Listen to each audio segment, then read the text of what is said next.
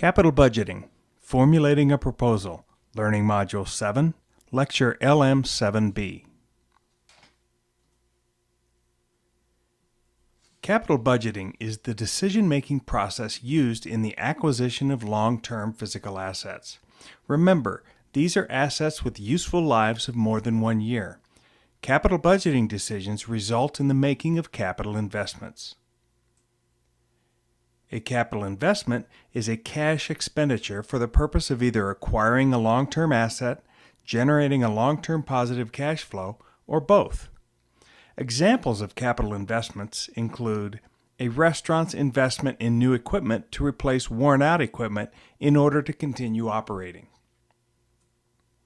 A whitewater raft company's investment in new rafts and new transport vehicles. An outdoor adventure clothing and equipment store making the decision to expand its operations to a second location. A hotel's investment in a new fire alarm system. Although not intended to generate a future cash flow, it is a long-term asset satisfying legal requirements and ethical goals. An employee training program for ski resort management and supervisory personnel.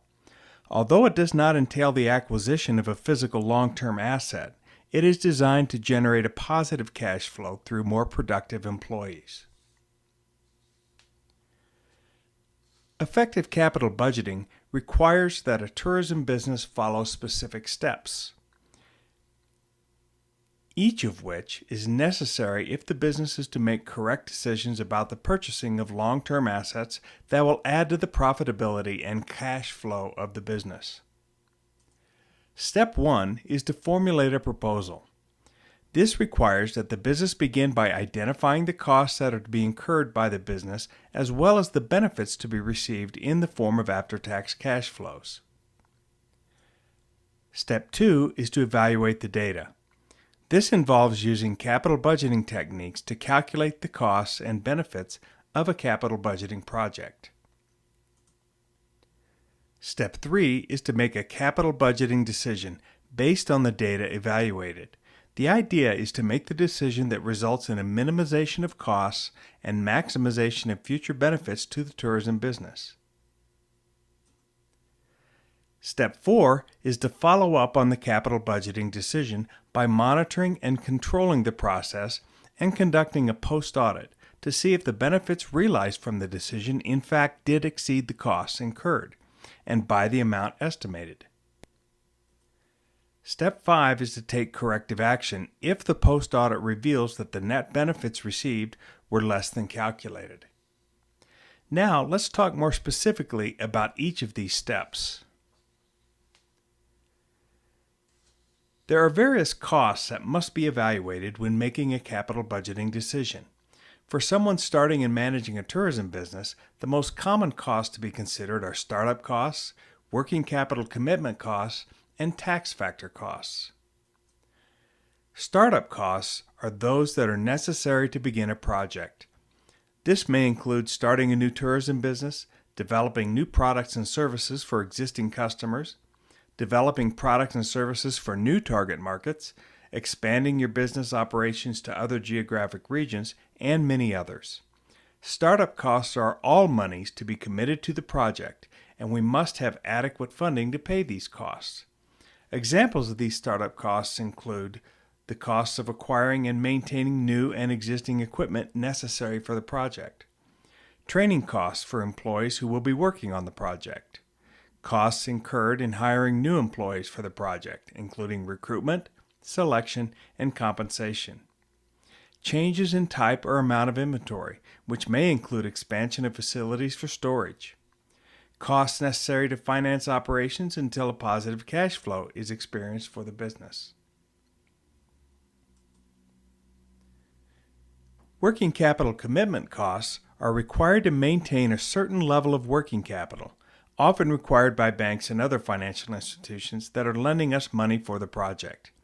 As I know you remember, in addition to cash, this includes inventory accounts receivable and prepaid expenses. The purpose of this requirement is to ensure banks that your business is able to make the monthly payments on the loan they are considering giving you for the capital budgeting project. The funds to ensure an adequate level of working capital are usually tied up legally and not allowed to be spent on anything else. Tax factor costs are those that are a result of additional taxes that must be paid, such as city, county, or state property taxes, if the capital budgeting project increases the value of fixed assets, such as new equipment and a new or existing building.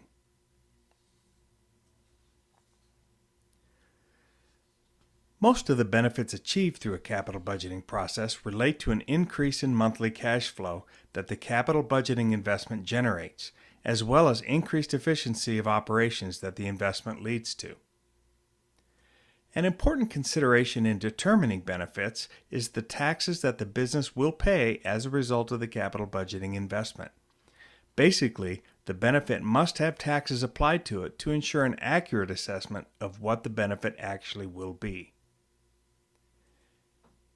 For example, a whitewater raft company has purchased several new boats and a new vehicle to transfer customers to the river throughout the summer. If this capital investment resulted in additional profit for the year of $25,000, the benefit is not $25,000. The business must pay taxes on that profit, for example 30%, which would result in a tax liability due to that profit of $7,500, making the benefit of this capital investment $17,500. This is considered an increase in cash flow of $17,500 for the whitewater business.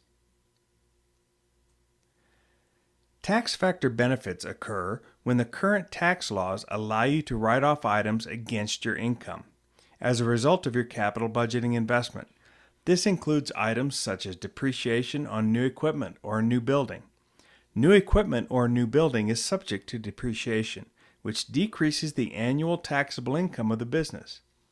For example, suppose the cost of the vehicle for transporting the whitewater raft clients was $35,000, and it was determined that this vehicle would have a useful life of 5 years, and at the end of its useful life, it would have a salvage value of $5,000.